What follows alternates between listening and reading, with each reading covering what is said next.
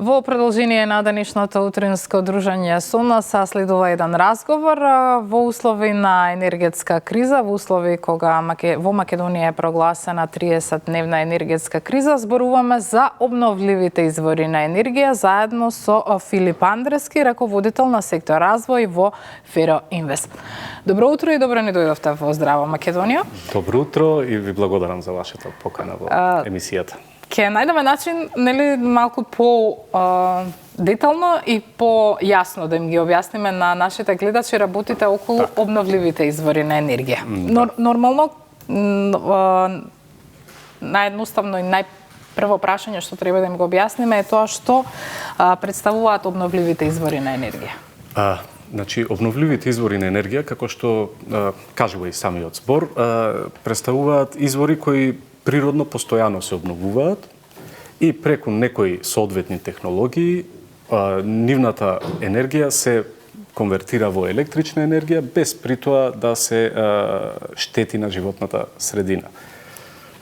Тие технологии се добро познати, значи технологија на претворање на хидроенергијата во електрична енергија преку хидроцентралите, претворање на сончевата енергија преку фотоволтаични панели, исто така во електрична енергија, претворање на енергијата на ветерот преку ветерните електрани и има и многу други, меѓутоа тие се вака попознати, има електрани на биогас, електрани на биомаса.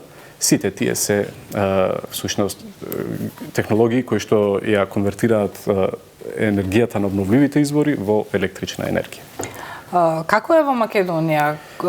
Што е најзастапено кога станува збор за обновливите извори на енергија? Па вака сега, во Македонија генерално, значи производството на електрична енергија во Македонија генерално се одвива преку од повеќе ресурси, нели?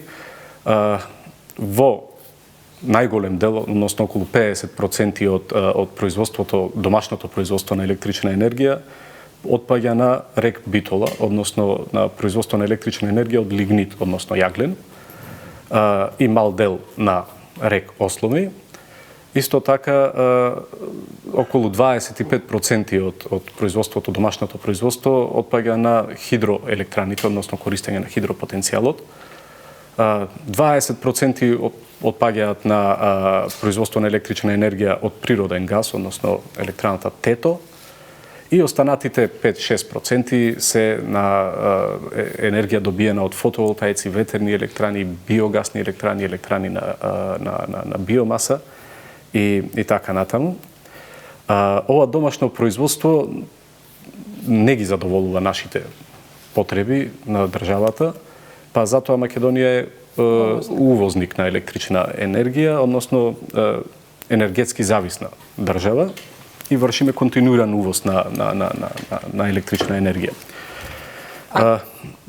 Според најновите податоци објавени во годишниот извештај на регулаторна комисија на Македонија, во Македонија има изградено околу 300 капацитети кои што работат на обновливи извори на енергија. Од нив најголем дел се фотоволтаични електрани, односно некои 180, некои 60%.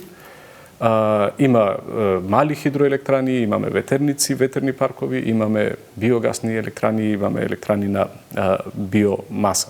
Значи, нивното вкупно годишно производство, исклучувајќи ги овие големите хидроелектрани државните, е околу 500 гигават часови годишно, што е реално многу малку. Ако се споредиме со Европа, како изгледаме?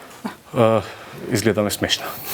Да, значи во Европа трендот во Европа е да се исфрли традиционалното производство на електрична енергија од јаглен.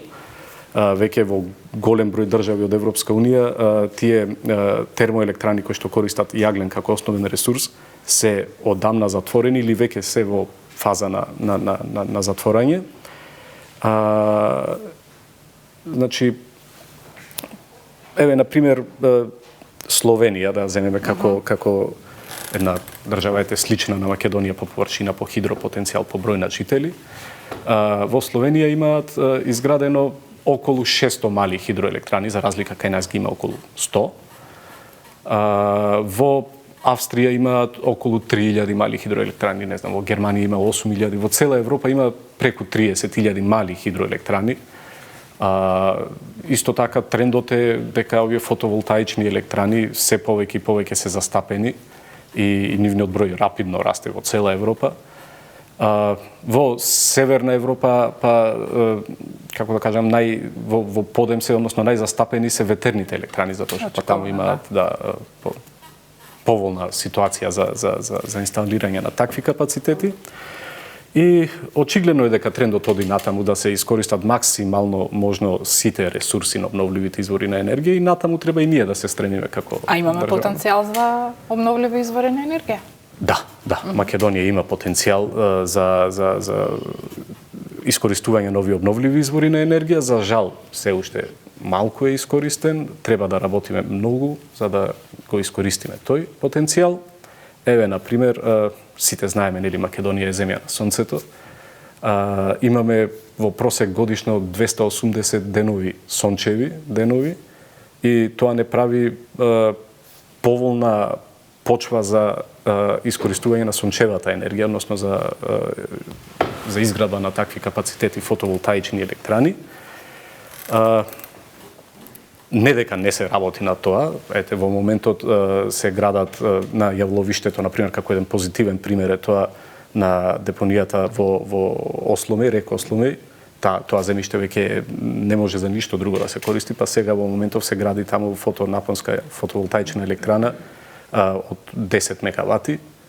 Ќе се градат фотоволтаични електрани во Свети Николе и во Македонски Брод, некои 35 мегавати.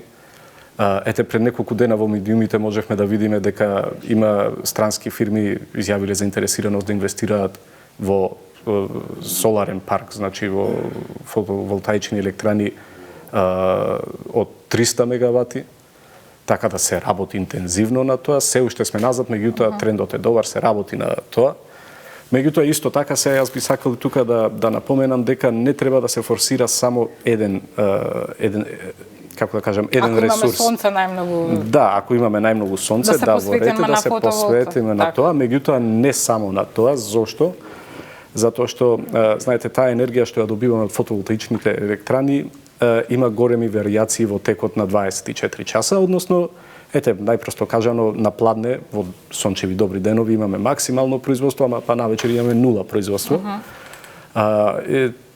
Таа флуктуација на производство на електрична енергија го прави електроенергетскиот систем нестабилен. Значи, потребна е базична енергија, стабилна енергија, која што ќе го балансира цел тој систем. Таа базична енергија најчесто се добива од хидроелектраните. Зошто? Затоа што па хидроелектраните нивното производство е предвидливо. И таму имаме константно производство на електрична енергија. Значи ги немаме тие флуктуации горе-долу од максимум до минимум да произведуваме, него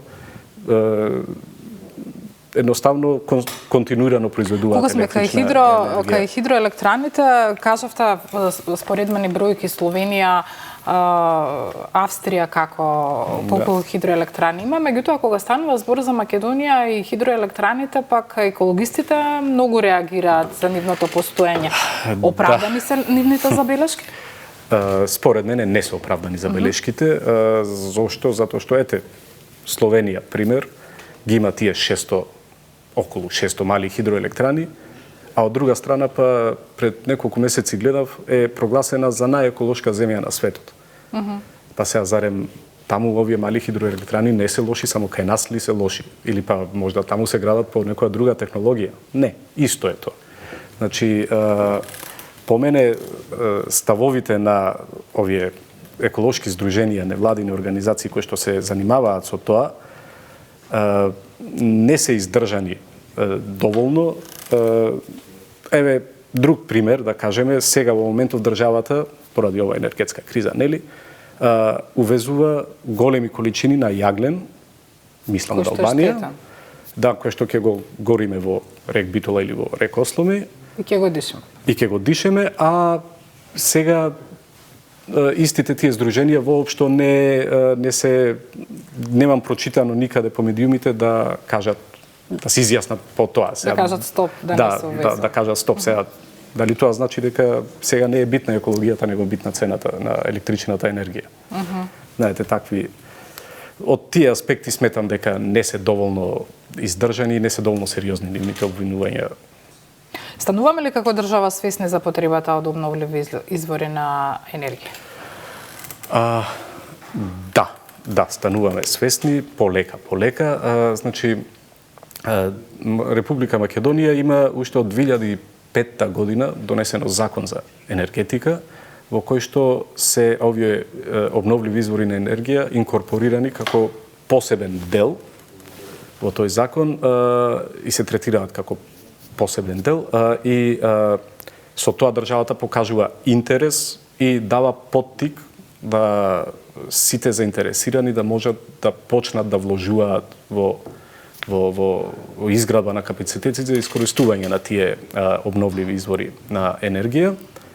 Ете, например, нашата компанија Ferroinvest заедно со своите партнери има 25 своји мали хидроелектрани, вложува, инвестира во фотоволтаични електрани, во биогасни електрани, постојано вложуваме во човечки и технолошки капацитети на нашата компанија за да останеме во тек со европските трендови, светските трендови.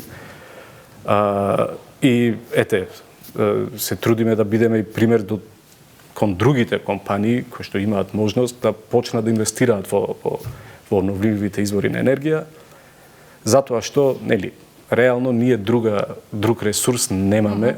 Ете, јагленот што го имавме, веќе е при крај и тие рударско-енергетски комбинати Битола и Осломеј ќе ни останат, како да кажем, како споменици, затоа што нема да може да работат. ТЕЦ Неготино веќе, мислам, 10 години воопшто не е во функција, не работи, поради цената на мазотот и така натака, меѓутоа не работи.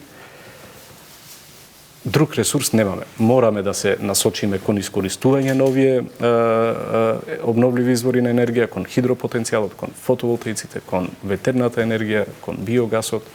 Ако сакаме да бидеме што повеќе енергетски независна држава. Поставам тоа значи дека и ние како индивидуалци можеме да придонесеме со тоа што ќе ставиме фотоволтаици во нашите домови. Нешто што го гледаме, ете, ако ништо друго подалеку, го гледаме во соседна Грција кога одиме на одмори. Само накусот тука, како е сега заинтересираност? Едно време беше многу навистина скапо да се стават фотоволтаици, како е сега? Во моментов, значи, како да кажам, заинтересираноста расте постојано за индивидуално, значи домашно инсталирање на фотоволтаични панели и домашно производство на електрична енергија. Може би се потребни некои законски измени за тоа се полесно да оди. Меѓутоа, добар, радува фактот што луѓето се заинтересирани за тоа, ја сваќаат потребата од таквиот начин на производство на енергија и мислам дека ете во догледна иднина ќе може тоа по како да кажам, пообемно да се применува во кај нас во. Јас ви благодарам за денешното гостување во Здрава Македонија. Се надевам на гледачите им објаснивме убаво што значат обновливите извори на енергија. Се надевам. Јас ви благодарам за ваш